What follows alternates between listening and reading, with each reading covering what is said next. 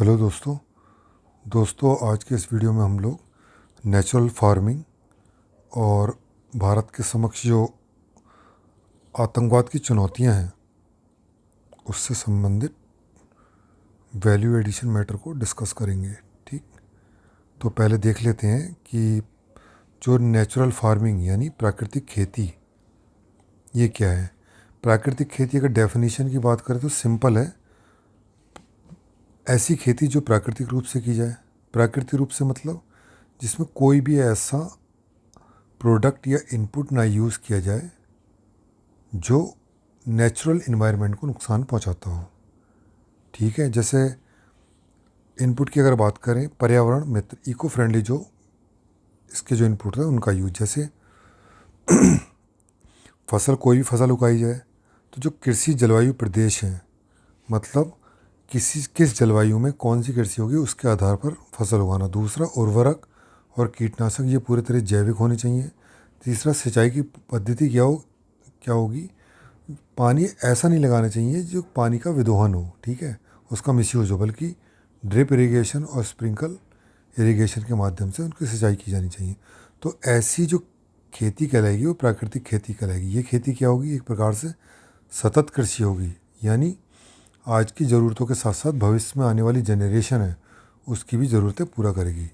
ठीक, और जो प्राकृतिक खेती है इसमें पारंपरिक और आधुनिक तकनीकों का प्रयोग किया जाएगा।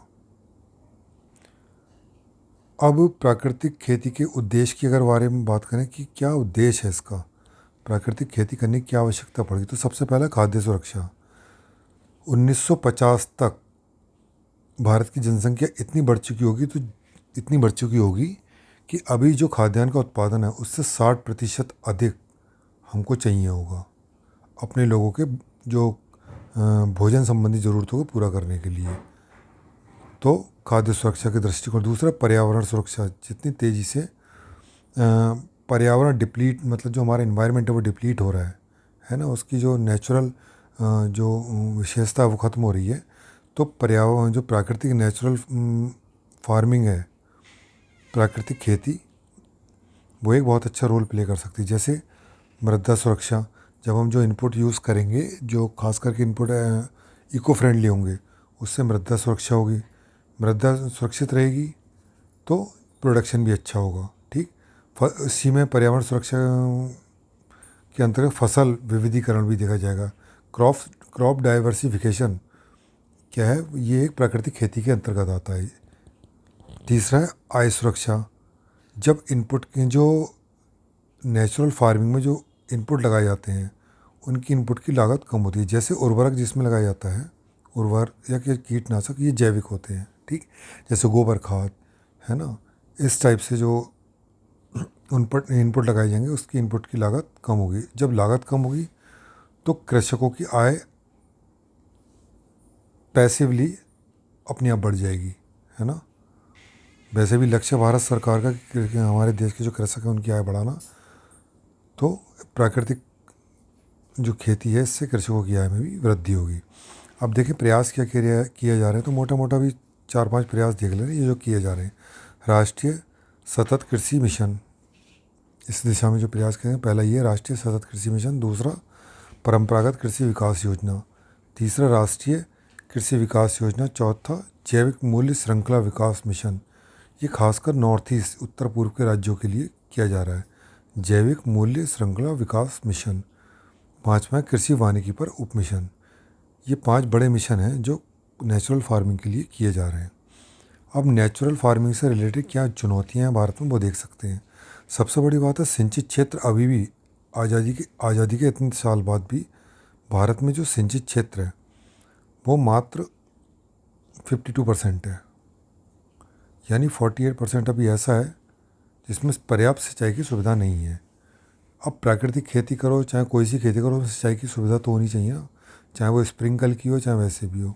ठीक है, तो अभी भी सिंचाई की व्यवस्था ठीक से नहीं। दूसरा, भारतीय किसानों को अभी भी फसल विविधीकरण, खासकर की जो एग्रो क्लाइमेटिक जोन है, कृषि जलवायु प्रदेश, उनके अनुसार खेती करने का अभी पर्याप्त ज्ञान नहीं है।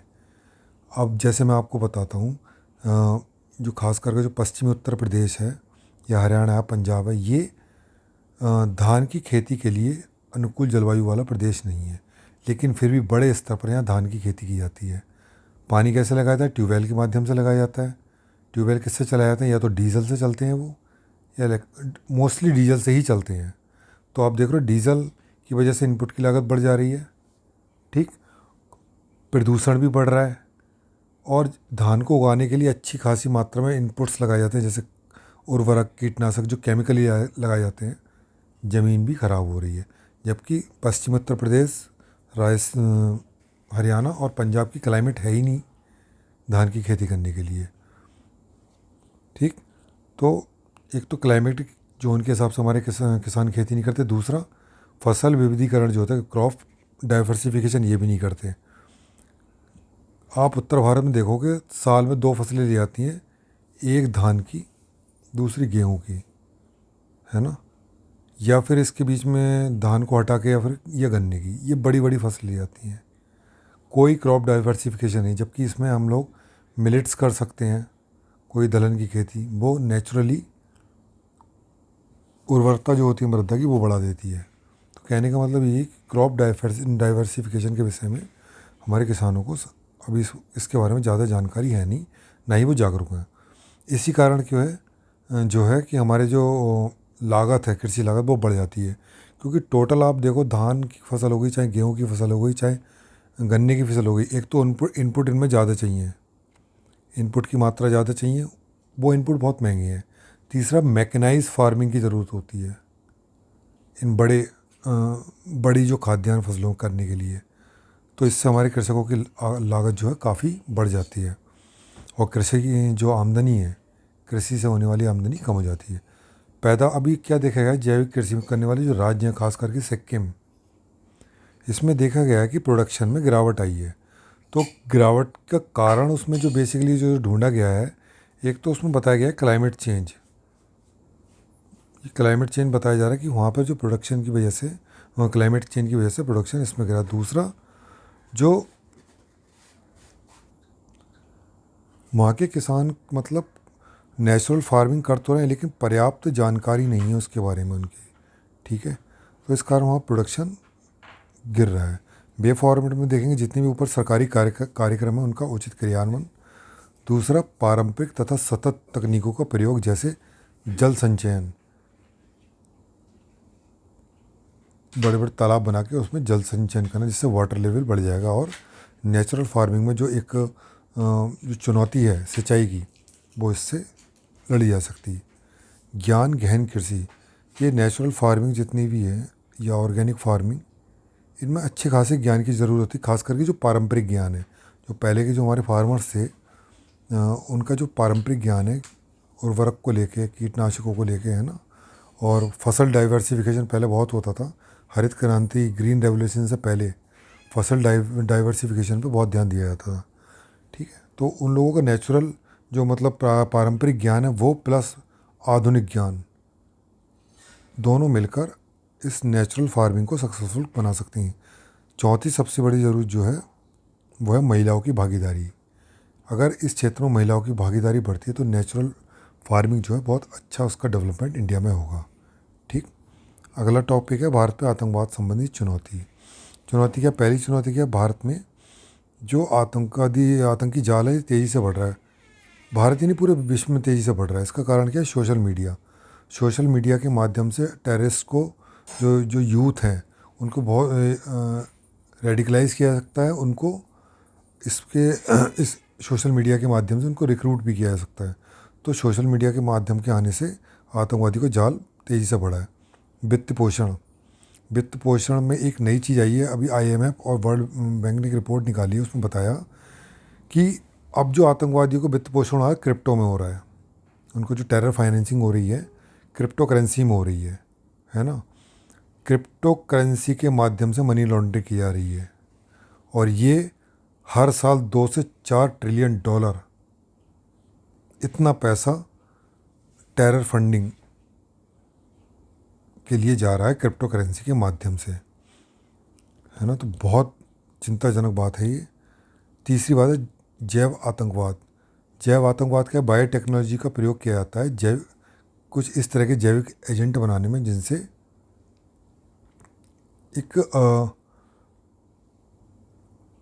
अपने प्रतिस्पर्धी जो देश है उसको नुकसान किसी तरह का पहुंचाया जा सके। जैसे एक कोई ऐसा एक बैक्टीरिया या वायरस बनाया और उस किसी देश में छोड़ दिया। मान लो वो भारत में कोई छोड़ा, पाकिस्तान ने कोई बैक्टीरिया या चाइना ने बना के भारत में छोड़ दिया, और वो ऐसा बैक्टीरिया है जो भारत में गेहूं की फसल होने वाली है उसको बर्बाद करेगा। तो समझ लो कि जब वो बैक्टीरिया आएगा तो उत्तर भारत की सभी गेहूं की फसल बर्बाद हो जाएगी। ये हमारी खाद्य की सुरक्षा के लिए कितनी बड़ी समस्या की बात हो गया। जब खाद्य सुरक्षा खतरे में पड़ जाएगी तो जाहिर सी बात है देश की जो सुरक्षा है, नेशनल सिक्योरिटी, वो भी कॉम्प्रोमाइज़ हो जाएगी। तो जैव आतंकवाद भी काफ़ी तेज़ी से बढ़ रहा है। ये भी एक बहुत बड़ी चुनौती है। और जैसे कहा जाता है कि कोविड जो वायरस है, कोविड का जो वायरस था वो चाइना की लैब से निकला था, है ना। और वो भी क्या है, एक बायो टेररिज्म का उदाहरण माना जा सकता है। ठीक। अगला है साइबर आतंकवाद, है ना। साइबर आतंकवाद इसलिए चुनौतीपूर्ण है क्योंकि डेटा जो है, डेटा को वर्तमान का एक, इसको क्या बोला जाता है, न्यू ऑयल। जैसे ऑयल ने एक टाइम पे रेवोल्यूशन ला दिया था इकोनॉमिक्स में, वैसे ही आज की डेट में ये डेटा है। ये डेटा पूरी ग्लोबल इकोनॉमी में एक रेवोल्यूशन का काम कर रहा है, और इसी डेटा को ब्रीच करते हैं ये साइबर टेररिस्ट। तो एक साइबर सुरक्षा भी बहुत बड़ा मुद्दा है। पहल की अगर बात करें तो पहले अंतर्राष्ट्रीय पहल देख लेते हैं। यूएन के अंतर्गत एक आतंकवाद विरोधी कार्यालय खोला गया है। दूसरा ड्रग्स और संगठित अपराध पर यूएन की एक शाखा है। तीसरा फाइनेंशियल एक्शन टास्क फोर्स, ये अंतर्राष्ट्रीय स्तर पर आतंकवाद से लड़ते हैं। भारतीय स्तर पर देखा जाए कि अगर 2009 में एनआईए का गठन किया गया जो कि इन्वेस्टिगेशन करती है टेररिज्म से रिलेटेड केसों में। दूसरा यूएपीए कानून पास किया गया, गैर कानूनी गतिविधियाँ रोकथाम कानून, ताकि आतंकवाद से लड़ाया जा सके। तीसरा एनएसजी का प्रयोग तब किया जाता है जब आतंकवादी हमलों में त्वरित प्रक्रिया यानी रिस्पॉन्स देने के लिए, जैसे मान लो कहीं पर आतंकवादी आ गए तो उनको तुरंत वहाँ से निकालने के लिए एनएसजी का प्रयोग किया जाता है। चौथा है नेट ग्रिड, मतलब नेशनल इंटेलिजेंस ग्रिड। इसका काम क्या है कि जो सुरक्षा संबंधी सूचना जुटाना, इंटेलिजेंस के माध्यम से सूचना जुटाना, और जितनी भी एजेंसी हैं उनके साथ उसको साझा करना। ठीक। अगर वे फॉरवर्ड की बात करें तो सबसे बड़ा आज के टाइम में जो साइबर फिजिकल स्पेस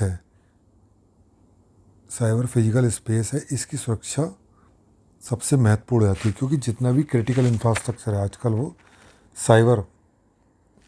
साइबर या आईटी के माध्यम से रेगुलेट किया जाता है। तो साइबर सुरक्षा तंत्र का विकास बहुत ज़रूरी है। वैश्विक आतंकवाद विरोधी उपाय, खास करके इनकी जो आतंकवाद की लेकर जो परिभाषा है उसमें अभी तक स्पष्टता नहीं, क्योंकि एक टेररिस्ट ग्रुप दूसरे देश के लिए वो फ्रीडम फाइटर बन जाता है ना, और दूसरे देश के लिए वो टेररिस्ट हैं। जैसे पाकिस्तान भारत में आने वाले जितने भी कश्मीरी टेररिस्ट हैं उनको बोलता है फ्रीडम फाइटर, है ना। तो इस पर एक स्पष्ट परिभाषा होनी चाहिए। क्षमता निर्माण, किसकी क्षमता निर्माण? पहला तो घुसपैठ को रोकने के लिए, दूसरा अगर घुसपैठ हो जाता है ना, आतंकवादी आ जाते हैं उनसे लड़ने की, और जो पकड़े जाते हैं उनके खिलाफ त्वरित न्याय प्रणाली, ताकि उनको जल्द से जल्द सजा दी जा सके। वित्त पोषण पर नियंत्रण, इस पर एक सम्मेलन हुआ है नई दिल्ली में, नो मनी फॉर टेरर सम्मेलन। ठीक। इसमें क्रिप्टो के विनियमन की बात की गई है। नेक्स्ट है युवाओं का सशक्तिकरण। हम अपने युवाओं को अच्छी शिक्षा, कौशल, जॉब देंगे तो डेफिनेटली वो लोग सशक्त होंगे और टेररिज्म की तरफ जाने से रुकेंगे। इसलिए युवाओं को सशक्तिकरण आतंकवाद से लड़ने के लिए बहुत ज़रूरी है। तो इस वीडियो में बस इतना ही। Thank you very much.